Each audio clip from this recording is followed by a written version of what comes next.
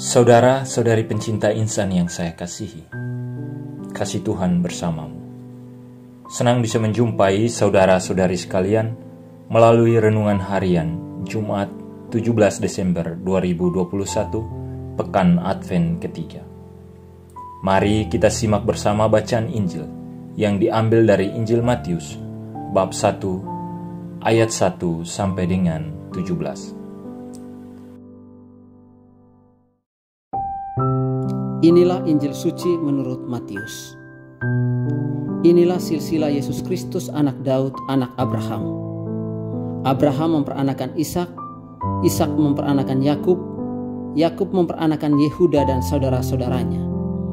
Yehuda memperanakan Peres dan Sera dari Tamar. Peres memperanakan Hesron, Hesron memperanakan Ram. Ram memperanakan Aminadab, Aminadab memperanakan Nahason. Nahason memperanakan Salmon. Salmon memperanakan Boas dari Rahab. Boas memperanakan Obed dari Rut. Obed memperanakan Isai. Isai memperanakan Raja Daud. Daud memperanakan Salomo dari istri Uria. Salomo memperanakan Rehabeam. Rehabeam memperanakan Abia. Abia memperanakan Asa. Asa memperanakan Yosafat. Yosafat memperanakan Yoram. Yoram memperanakan Uzia. Uzia memperanakan Yotam. Yotam memperanakan Ahas. Ahas memperanakan Hizkia. Hizkia memperanakan Manasye. Manasye memperanakan Amon. Amon memperanakan Yosia. Yosia memperanakan Yekonya dan saudara-saudaranya pada waktu pembuangan ke Babel.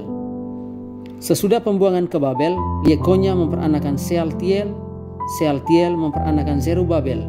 Zerubabel memperanakan Abihud. Abihud memperanakan Eliakim. Eliakim memperanakan Azor. Azor memperanakan Sadok. Sadok memperanakan Akim. Akim memperanakan Eliud. Eliud memperanakan Eleasar. Eleasar memperanakan Matan. Matan memperanakan Yakub. Yakub memperanakan Yusuf suami Maria yang melahirkan Yesus yang disebut Kristus. Jadi seluruhnya ada 14 keturunan dari Abraham sampai Daud. 14 keturunan dari Daud sampai pembuangan ke Babel, dan 14 keturunan dari pembuangan ke Babel sampai Kristus. Demikianlah sabda Tuhan.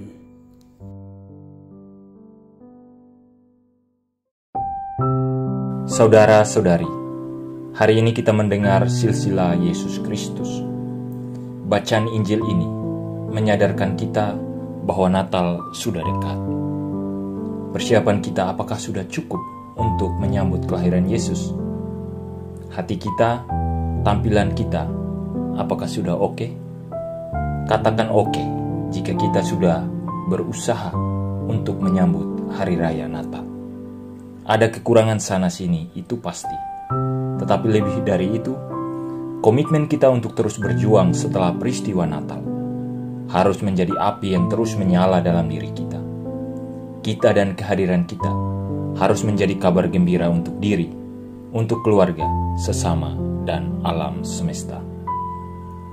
Saudara-saudari terkasih, mendengar silsilah Yesus hari ini, kita sebenarnya diajak untuk kembali kepada keluarga.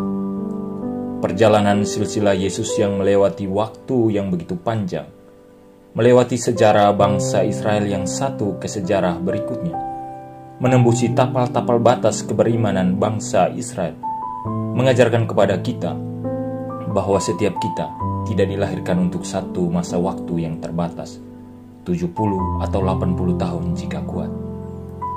Kita dilahirkan untuk mengisi waktu yang tak terbatas dengan mempersiapkan generasi-generasi penyelamat di masa depan yang mungkin kita sendiri tidak tahu masanya, besok, minggu depan, atau 1000 tahun lagi.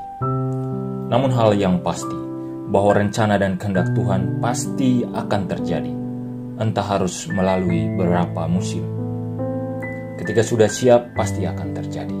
Maka tugas kita adalah menjadi rekan kerja Allah, mempersiapkan lahan untuk bersemainya benih-benih sabda Allah dalam diri kita dan generasi setelah kita, mulai dari keluarga. Saudara-saudari terkasih, dengan silsilah ini kita juga sadar bahwa Yesus bukanlah pribadi ilahi yang langsung jadi di tengah-tengah umatnya. Ia melewati proses panjang hingga waktu yang tepat ketika manusia sudah siap. Ia kemudian beradaptasi dengan lingkungan manusia, melewati sejarah manusia yang terbatas pada ruang dan waktu, memasuki sejarah pahit dan manis, hingga ia menjadi sungguh-sungguh bagian dari manusia yang berkeluarga, yang bekerja, dan yang menderita.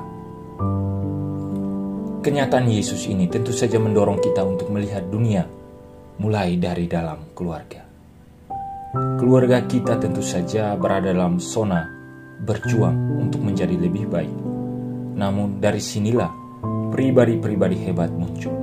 Sebagaimana Yesus yang lahir dari keturunan yang tak semuanya mulus. Ada yang jatuh dalam penyembahan berhala dan ketidakadilan dalam berpolitik. Bahkan Yesus datang dari para perempuan seperti Tamar, Ruth, Betseba yang punya sejarah yang kurang baik.